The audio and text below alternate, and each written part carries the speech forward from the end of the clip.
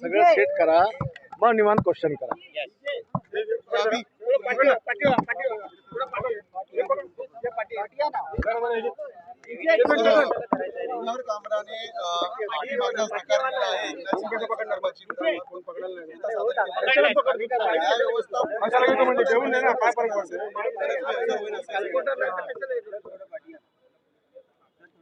कुणाल कामराने जी मुजोरी काल दाखवली की मी माफी मागणार नाही, मला वाटते जास्त मास त्याला चढलेला आहे.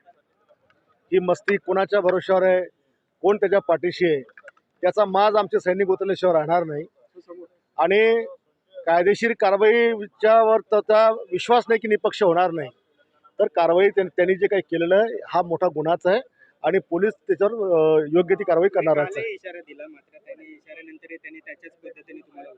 ठीक आहे ना, येऊ द्या ना त्याला महाराष्ट्रामध्ये, फिरू द्या रस्त्यावर, येऊ द्या मोकळ्या मैदानात, जे आम्ही बोललो ते होईल बरोबर.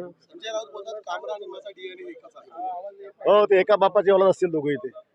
सर दुसरीकडे पाहायला गेलं तर गद्दारांना गद्दार नाही म्हणायचं तर काय म्हणायचं असंही कुठेतरी उद्धव ठाकरे सुद्धा पुन्हा एकदा म्हटलेलं आहे. उद्धव ठाकरे कोणत्या तोंडाने म्हणतात गद्दार? शिवसेना प्रमुख बाळासाहेब ठाकरे यांच्याशा विचाराशी गद्दारी करून तुम्ही काँग्रेससोबत गेले. हा, तुम्ही सगळ्यात मोठे गद्दार तर तुम्हीच आहात, ज्याने हिंदुत्वाशी गद्दारी केली, बाळासाहेबांच्या विचाराशी गद्दारी केली. ज्या काँग्रेसचं कधी तोंड बाळासाहेबांनी पाहिलं त्या काँग्रेसच्या मांडीवर तुम्ही जाऊन बसले. सोनियाजीच्या पाया पडायला मुंबईला तिकडे जाता तुम्ही कोणत्या तोंडाने म्हणता की आम्ही गद्दार आहोत म्हणून? आम्ही आमचा उठाव केलेला आहे आणि जनतेने आम्हाला स्वीकारलेलं आहे. 81 पैकी 60 जागा आम्ही 61 जागा आम्ही जिंकलेल्या आहेत. सर काल मुख्यमंत्री देवेंद्र फडणवीस यांनी पुन्हा एकदा वक्तव्य केलं आहे की युतीची 4 जागांमुळे तुटली ती शिवसेनेवर तुटली, नाहीतर मुख्यमंत्री शिवसेनेचं झालं असता, उपमुख्यमंत्री भाजपचं होणार. आता बघा, त्या गोष्टीवर चर्चा करून उपयोगी 10-11 वर्ष त्या गोष्टीला झालेत. नेमकं कोणी काय कमिटमेंट केलं हे काही त्यावेळेला कोणा बाहेर आलं नाही.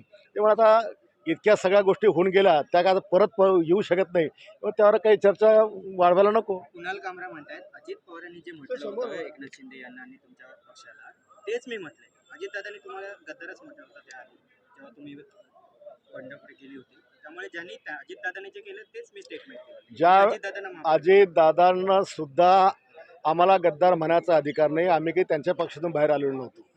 त्यावेळी दादा जे बोलले असतील, आम्हाला त्यावेळेस मी उत्तर दिलं होतं की आम्हाला इतर कोणत्याही पक्षाला बोलायचा अधिकार नाही आहे. शिवसेनेचा आणि आमचा अंतर्गत हा त्या ठिकाणचा वाद आहे किंवा आमचं भांडण आहे. आम्ही एकमेकाबद्दल बोलू शकतो, तिसऱ्याला बोलायचा काही संबंध नाही आहे. सर वाघ्या कुत्र्याच्या समाधी संदर्भात संभाजीराजांनी इशारा दिला, 31 मे पूर्वी ही रायगडावरील समाधी हटवावी, नाहीतर मी आंदोलन सुरुवात करेन. मी रायगडावर नेहमी जातो. शिवचरित्र मी एक शब्द वाचलेलं आहे, त्याच्यामध्ये कुठेही वाघ्या कुत्र्याचा उल्लेख दिसून येत नाही. तुमची भूमिका काय आहे ही समाधी हटवण्याची? माझा म्हणणं आहे की त्या शिवरायांच्या इतिहासामध्ये वाघ्या नावाचा कुत्राचा कुठेच उल्लेख नाही. शिवाजी महाराज घोड्यावर अख्खा देश पायंदळी करत होते. कुत्रा कुठं त्यांच्यासोबत होता? कुठं कुत्रा वेगळा खेळायला त्यांच्याकडे वेळ होता? 2-2, 4-4 आणि 2-2 वर्ष शिवाजीराजे मोहिमेवर राहायचे. मोहिमेवर असताना कुठे कुत्रा सोबत असणार आहे? काहीतरी कोणी सगळं उठून उभं केलेलं आहे ते.